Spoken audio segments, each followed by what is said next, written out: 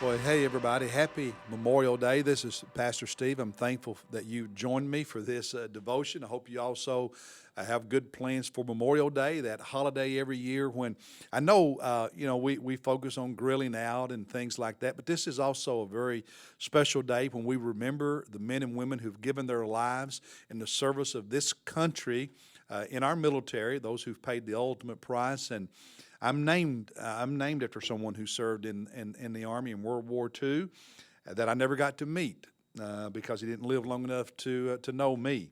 But so I hope you take some time to reflect on the men and women in our armed services and pray for them and be thankful for them. And also, again, I've been asking you the last two devotions, the last Thursday and Friday. Let me know what you're grilling today, or what you're cooking, and maybe tomorrow I'll share with you, or sometime this week share with you what I actually ended up doing. But today we're in Acts chapter 16. Acts chapter 16. Paul is on his second missionary journey now. At the end of chapter 15, he and Barnabas part company and become two missionary teams. Barnabas takes John Mark and goes to the island of Cyprus and continues ministering.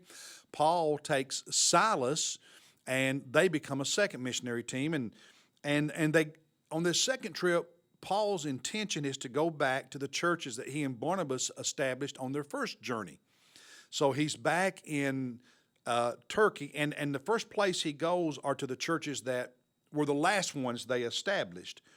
And his plan is to just visit those churches, check on them. How are they doing? Strengthen them. So stay basically in what we would think of as south central Turkey, and then maybe venture north to the northern part of modern Turkey, or even over to the western part of modern Turkey.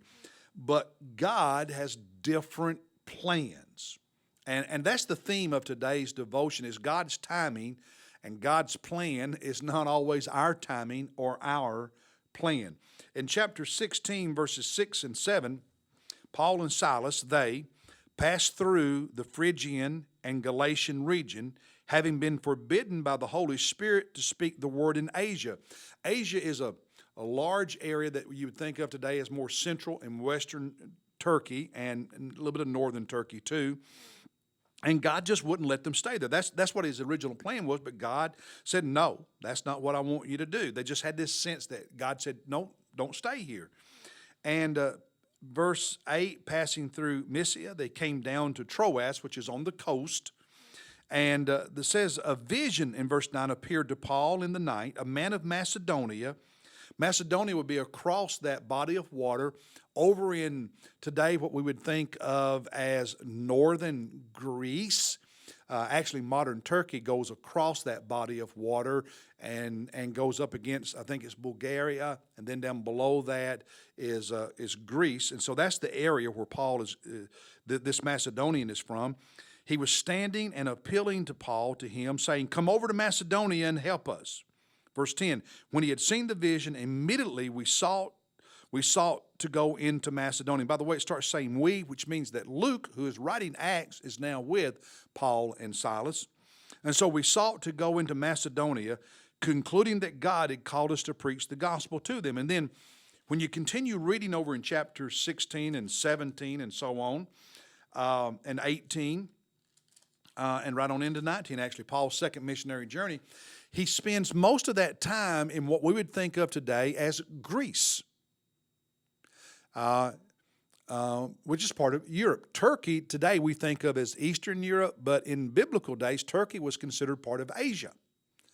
And so Paul's plan was to strengthen the churches they had established the first time and continue to expand the work in Turkey. God had a different plan, said, no, come over here to the coast, took them across the water over into northern Greece and all the way down to Athens. On Paul's third journey, he would do some work in western Turkey like he had planned to do on the second journey. But God's timing was different. God's plan was different. God said, no, you're going to do that later. Right now, I want you over here in Greece. And the gospel exploded in those cities of Greece. And so when you read in your New Testament, the book of 1st, 2nd Corinthians, that's in Greece. First, Second Thessalonians, Thessalonica. That's in that area up there in northern Greece where Paul would go to. And so God had a plan. Now, here's the takeaway.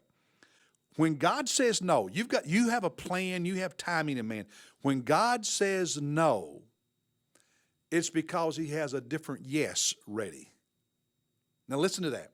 When God says no, it's because he has a different yes ready. And you and I sometimes miss out on the yes of God because we don't have patience.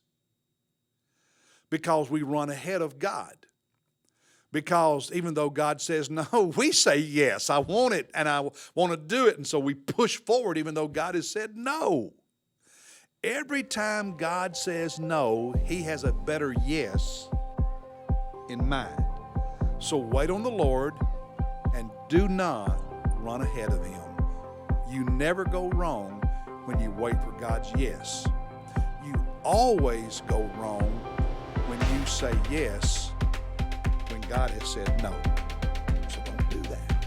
Hey, God bless you. Have a happy Memorial Day, and I'll see you tomorrow.